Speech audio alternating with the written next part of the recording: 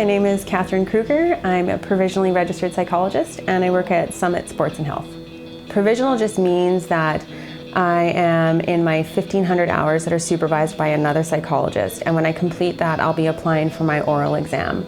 Once the oral exam is passed, then you become a fully registered psychologist.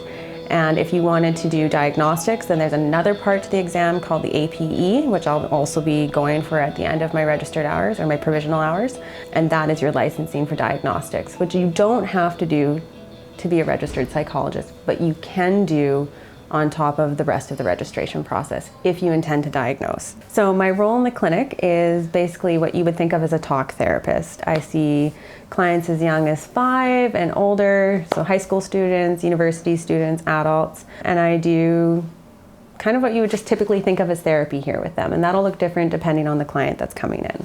So what that looks like kind of across age ranges, if I have a 5-year-old in here, we're not going to sit and talk face-to-face sitting in the chair and the couch the whole time. We're going to be playing and engaged and practicing some different skills. It might look like doing some cognitive behavioral therapy work if someone's struggling with depression and anxiety and that kind of thought patterning. It's the dialogue back and forth, and the relationship is really a big centerpiece to what we do across the age ranges here.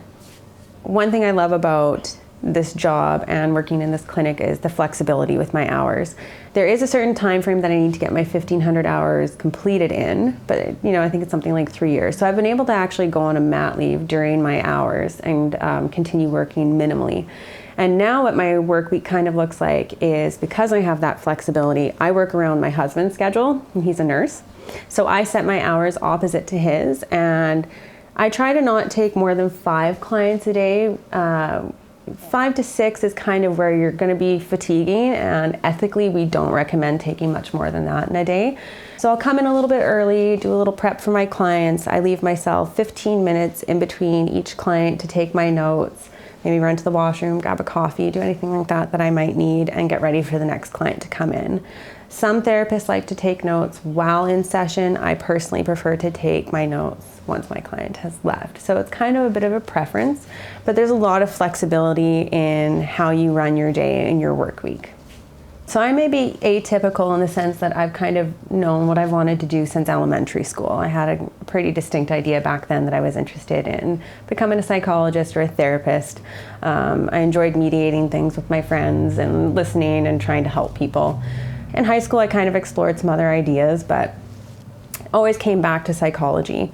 And then once I had my first psych class in university, it was like there was no turning back. I knew 100% this was what I was meant to do. I didn't know exactly which direction I was going to end up going at that point. So I did my 4-year undergrad and then a year of an honors. Basically, if you want to get into a master's program to be a registered psychologist, you're going to have to do your honors. So I did a 4-year psych degree, I did my honors thesis, and then I actually took a break because I wasn't too sure exactly where I wanted to go in the field. I had an idea I wanted to be in counseling psychology, but I had a lot of interest in neuroscience and things like that. So I actually took a break and I was working in group homes, and my work in group homes more so I think solidified the direction I wanted to go in my career and with my master's thesis. So I had a thesis in mind when I applied.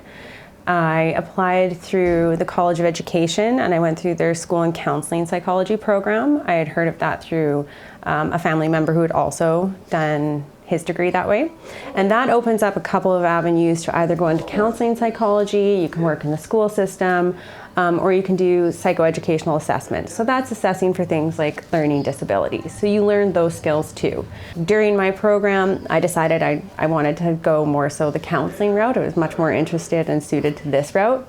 Other people have left the program and gone more the assessment route. So you have some flexibility in which way you want to go.